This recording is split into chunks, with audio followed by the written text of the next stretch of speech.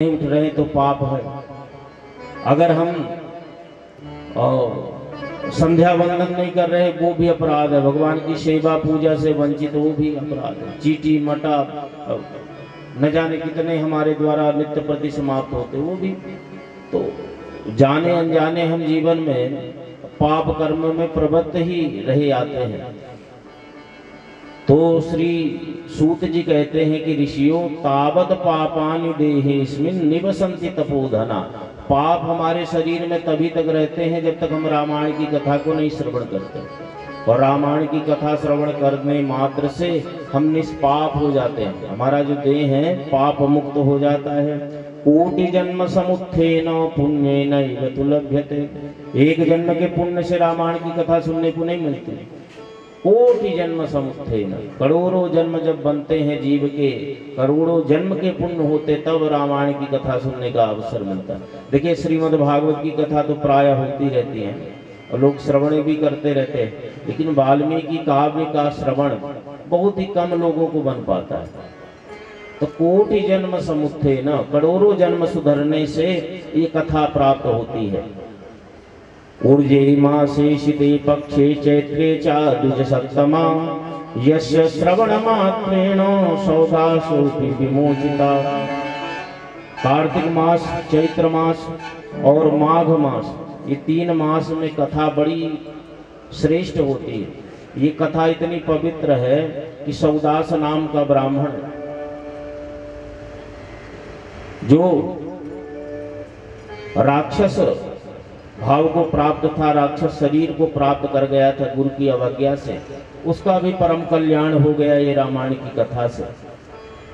गौतम शापतः प्राप्त सौदासो राक्षसी तनु रामायण प्रभावेन विमुक्तिं प्राप्तवान् पुनः। गौतम महात्मा के शाप की वजह से राक्षस तन की प्राप्ति हुई थी सौदास को, लेकिन रामायण जी की कथा सुनने के पश्चात ये पाप मुक्त होकर के राम जी के धाम में चला गया। इसलिए श्री सूत जी कह रहे हैं कि अच्छेसत सुनियाद भक्ता राम भक्ति परायणा सामुच्यते महापापे पुरुषोपाति कुनो दिभि। अगर हम मन लगा करके रामायण जी की कथा का श्रवण कर लें, राम जी के चरणों में भक्ति अनुराग के साथ राम जी की यह पावन कथा का श्रवण कर लें, तो मुच्यते महापापे, सभी महापापों से मुक्त होकर के अंत में राम जी की चरण शरण की हम प्राप्ति कर लेते हैं। ऐसा रामायण जी का महात्मा का वर्णन करते हैं। श्री सूत जी ऋषियों को सुना रहे हैं। कहते हैं कि नवाह पद्धति से रामायण की कथा का श्रवण करना चाहिए। कथा तो इतनी बड़ी है, 24,000 रामायण जी के श्लोक है, चाहे हम सालों तक इस कथा को श्रवण करते रहे, पर फल विशेष तब है जब हम 9 दिन में रामायण जी की कथा का श्रवण करें नवाह पद्धति से। तो महाराज जी नवाह पद्धति से कथा क्यों? बोले सबसे पहले नवाह पद्धति में कथा हुई तो क्रम बन गया नवाह पद्धति का कि 9 दिन में ही कथा होनी। देवर्षि नारद और सनत कुमारों के मध्य आपसी परस्पर भेंट भई थी। तब ये नवाह पद्धति से कथा का आयोजन किया गया था। तो यहाँ पर ऋषियों ने प्रश्न किया कि महाराज कथम सनत कुमाराय देवर्षि नारदो मुनि प्रोक्तवान् सकलान् धर्म कथम तो मिलिता विभो। महाराज बड़ी आश्चर्य की बात है कि ये दोनों संत महात्मा लोग इकट्ठा कैसे बैठ गए 9 दिन? क्यों इकट्ठा नहीं बैठ सकते? बोले सनत कुमार ऐसे हैं कि सदा भगवान की कथा में रत रहते हैं। इनका कोई ठौर ठिकाना नहीं, इन्होंने घर बनाया न कहीं कोई आश्रम बना रखा है कि चलो सनत कुमार जी से भेंट करा दो। और नारद भी ऐसे हैं कि इनका भी घर द्वार नहीं, कोई ठिकाना नहीं, कोई आश्रम नहीं है कि यहाँ पे ये मिल जाएंगे। तो ऐसे दोनों विरक्त जो महात्मा है परस्पर भेंट कहाँ पे किए और कहाँ पर ये रामायण की कथा हुई। सनकाद्या महात्मानो ब्राह्मणः तनया स्मृता निर्ममा निरहंकारा सर्वेते ऊर्ध्वरे दशा। परिचय दिया। बोले चारों जो ऋषि कुमार है ब्रह्मा जी के मानस पुत्र हैं, वो बड़े श्रेष्ठ कर्म वाले हैं। सदा वैकुंठ निलया हरि कीर्तन तत्परा। कैसे महात्मा है? बोले सदा भगवान की कथा नाम जाप करते हैं, कथा सुनते रहते हैं, भगवान के प्रेम भक्ति में डूबे रहने वाले। ऊर्ध्वरेता, ऊर्ध्वरेता का मतलब नैष्ठिक बाल ब्रह्मचारी, जो जन्म से लेकर के मृत्यु पर्यंत ब्रह्मचर्य का पालन करे उसको ऊर्ध्वरेता कहा जाता है। जैसे भीष्म पितामह जी, हनुमान जी, ये सब ऊर्ध्वरेता है। इसी प्रकार से ये जो चारों कुमार है ये भी ऊर्ध्वरेता। ऊर्ध्वरेता श्रेष्ठ देवता का स्वरूप होता है। शास्त्र कहता है ऊर्ध्वरेता भवेदस्तु सदैवो न तु मानुषाः। ऊर्ध्वरेता है उसको मनुष्य नहीं मानना, वो देव है, क्योंकि उसने जीवन में साधन कर रखा है। तो ये जो सनकादिक हैं ये सब देवतुल्य हैं, क्योंकि सदा भगवान के भजन में रहते हैं। एक बार इनकी इच्छा हुई सत्संग करने की, मन में जिज्ञासा चारों भाइयों की, चलो सत्संग करेंगे कहीं। तो कहाँ चले? बोले लोक पितामह जो है हमारे जो पिताजी ब्रह्मा जी हैं उनके यहाँ चलते हैं। तो चारों भाई इकट्ठा होकर के ब्रह्मा जी के पास जाते हैं।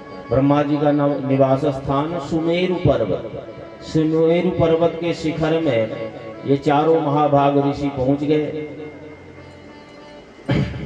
एकदा ब्राह्मण पुत्र सनकाद्य महूजसा मेरुशंगे समाजगमु वक्षतुम ब्राह्मणा सभा।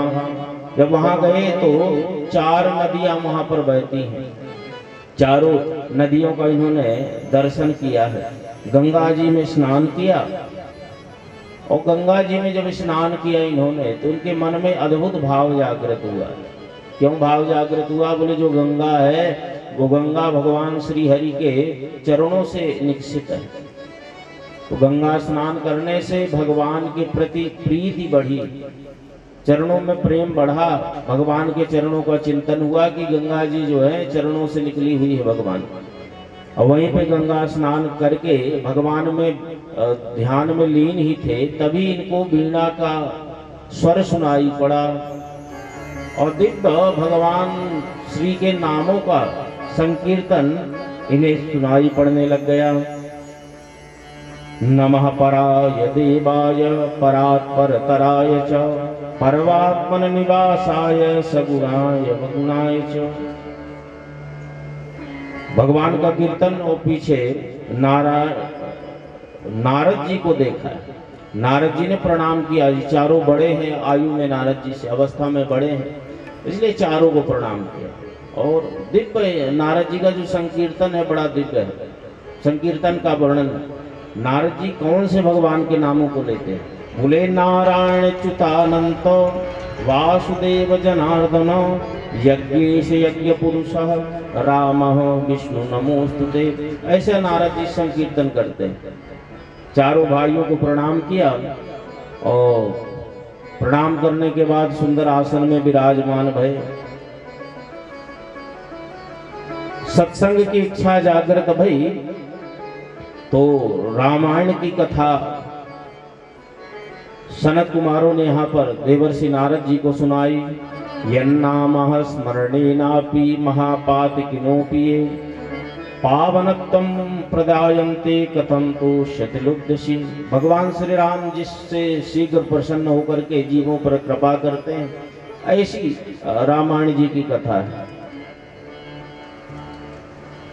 चैत्र महीने में जो कथा श्रवण की जाती है उस कथा का महात्म वर्णन करते हैं। सनत कुमार जी इस महिमा का वर्णन करते हुए देवर्षि नारद से बताते हैं कि रामायणम कीन प्रोक्तम सर्वधर्म फलप्रदम प्राप्तम कथम गौतमेन सौदासु मुनि सप्तमा।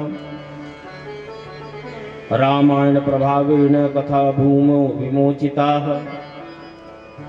ये जो सौदास नाम के ब्राह्मण रहे, कैसे गुरु के श्राप से बाधित भये, कैसे इनका कल्याण हुआ। तब बताए कि सौदास नाम का एक श्रेष्ठ ब्राह्मण था। ये सतयुग की कथा है। और सौदास नाम का ये जो ब्राह्मण है इसकी बड़ी जिज्ञासा थी ज्ञान प्राप्ति की। तो इन्होंने गौतम जी को अपना गुरु बनाया, गौतम ऋषि को। गौतम ऋषि को गुरु बना करके इन्होंने सारा ज्ञान अर्जन किया, सारे वेद सारे शास्त्रों की कथा श्रवण की। और शंकर जी में बड़ा अनुराग था सौदास का, शिव जी का बड़ा भक्ति करता, बड़ी उपासना करता।